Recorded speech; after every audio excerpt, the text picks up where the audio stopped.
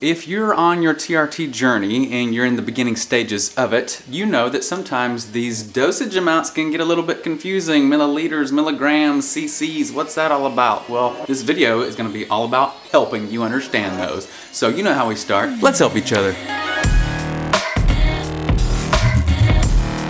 Well, I've got to give credit where credit's due to Jay Jumper. I actually released this video already late last night.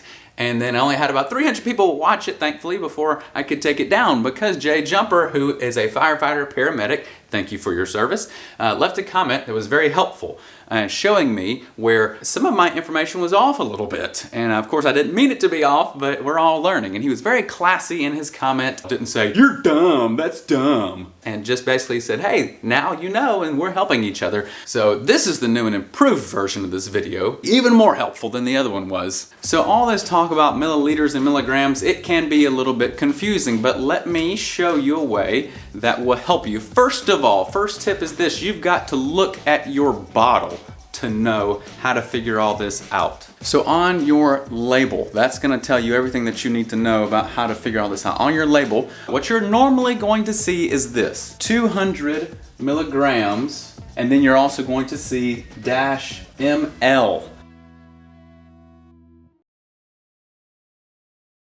So ml stands for milliliters, of course, and that is measuring the volume of the liquid that's in here. Then the 200 milligrams is actually all about the testosterone that's in the liquid. So 200 milligrams is about the medicine, and then milliliters is about the liquid. So that's where it gets confusing sometimes, because your doctor may say, hey, I want you to inject, let's say 0.5 milliliters. And then your friends may ask you, so how much testosterone do you inject? And usually when we talk about our testosterone and how much we're injecting, we speak about it in milligrams, don't we? Now you'll also see, if you buy in bulk and save, that there are larger bottles and they will say 2,000 milligrams / 10 ml. So here's a simple breakdown for you. We're going to break it down into 0.1 milliliter units, because whenever you look at your syringe, you've probably noticed on your syringe it is measured in milliliters, and that's also why on your syringe you'll probably also see cc-ml.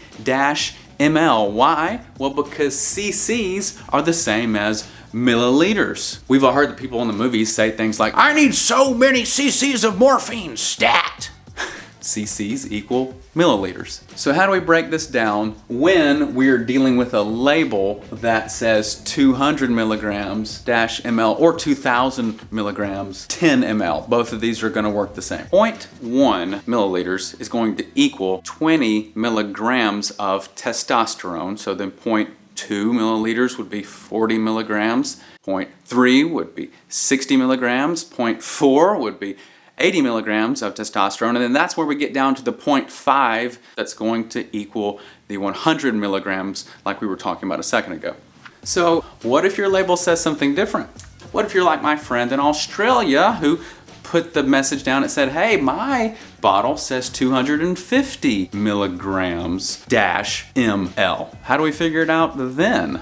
Well, just like we did earlier with our little formula, basically for every 0.1 milliliter, you just can knock off the 0 of the milligrams, and that'll tell you how many milligrams per 0.1 milliliter. Like, for example, watch. Basically, the 0.1 milliliter now is going to be 25 milligrams of testosterone. 0.2 would be the 50, because now we're going in increments of 25. 0.3 would be 75 milligrams of testosterone, and 0.4 would then be the 100 milligrams of testosterone, because your bottle's a little more potent than the one that I use, so you inject a little less liquid but get the same dosage of testosterone. Does that help?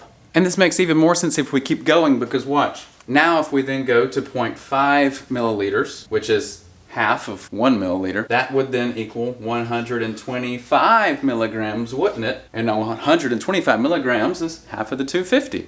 See how it works? Isn't math cool? So we're always going to start with our label to figure out how much testosterone we're getting into our body, because your doctor, when he prescribes it to you, he's already got all this figured out. He knows what he's doing. Also, your syringe, they're always going to be in milliliters, because the amount of testosterone in milligrams that can be put into the liquid, milliliters, might differ. Those little tick marks right there, the small tick marks, each one of those equals 0.1 milliliters. That's why I showed you the breakdown on the board of what 0.1 would equal as far as your testosterone. Once you look at that label, then you can make that breakdown and know what each of those little tick marks there on the syringe equal. So you know how much testosterone you're actually injecting into your body. Lastly, have you ever wondered if you have low testosterone? If so, click on this card right up here. I made a video about an at-home testing kit. Check it out, see if it's right for you. It's kind of nice to have peace of mind just to know whether or not my testosterone is low, especially right now since people are trying to limit their interaction with other people, going here and there with the scare of the virus and all that. This kit will come right to your door, so that's pretty convenient. Check it out. All right, guys, well, I hope that was helpful. Some of those quick tips might help alleviate some of your confusion. I'm not a smart man. Thanks for watching. God bless. Peace. And yes, you guys probably noticed I start a lot of my numbers from the bottom. That's just how I did it since I was a kid, and it stuck. I'm weird like that. Sorry.